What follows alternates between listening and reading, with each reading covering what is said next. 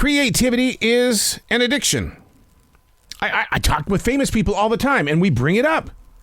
It's like, wow, yeah, I was up at 3 o'clock this morning because I had a fashion design idea. 3 o'clock, huh? Yeah, that's why I say creativity is an addiction, because you can't stop feeding that monster. It's hungry, man. It's hungrier than Seymour.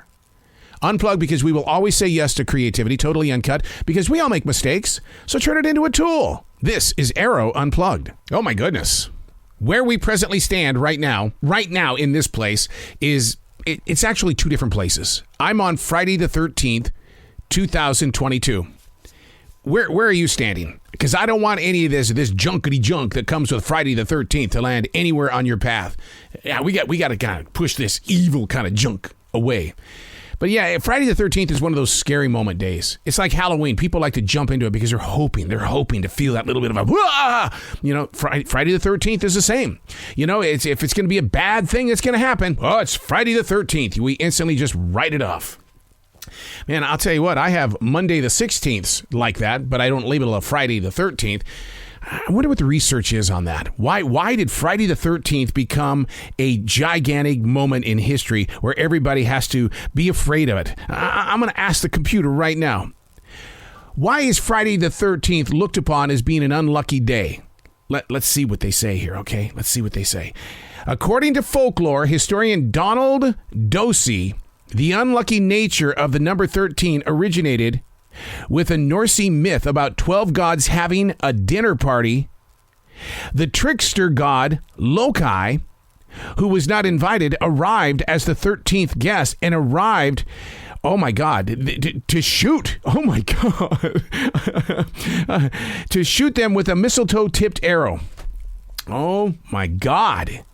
So when you invite people to your parties, always remember, whoever the 13th person is, it could become folklore. Hey, it's Arroe. This is the Daily Mess, a chronological walk through an everyday world.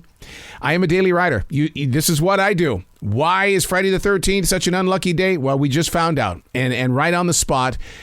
Whew, and that's what makes writing fun, is that you can just sit there and you can bring things to life and then just share it. That's what I like to do. I just like to share stuff.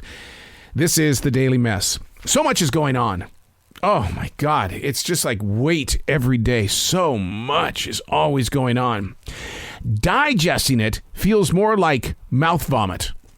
You ever had that? It's like, oh my God, what was that all about? So with all this stuff that's going on, you just feel just kind of grungy. I mean, you're not physically sick, but there's a slight something that just doesn't feel right. The very fact that CBS News this morning did a huge story about the increase in COVID-19 cases is another one of those moments. It's like that. What did they just say? What, you mean we're going into another summer with increased numbers of COVID? No. And see, and there's no way that we can fight this, because if we were to try to fight this, then the battle would be like from every direction, and we can't fight that mentally and physically. We're just so tired. 2 years into this, and we're back into being normal. No, I think the new normal is it ain't going away. It's just not gonna go away. And my goal is always prevention, which is what I do with the common cold and the common flu. And even when I have allergies, I do things so I can prevent it. But is it enough? I mean, did you see that Bill Gates has COVID-19? There's no age limit or social status on who's truly protected.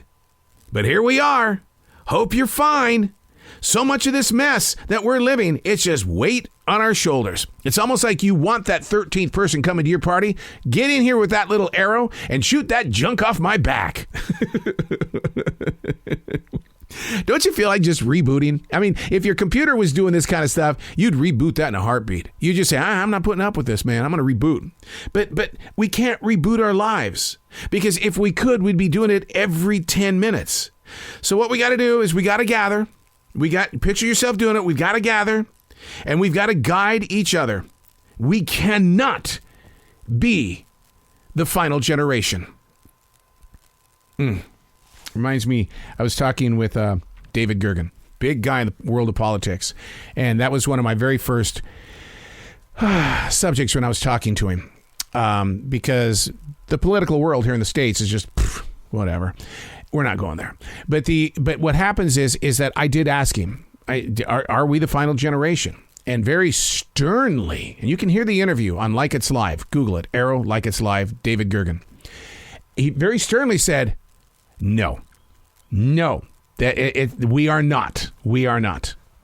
And yet, on this side of the microphone, I'm just asking the question. And I'm also planting the seeds.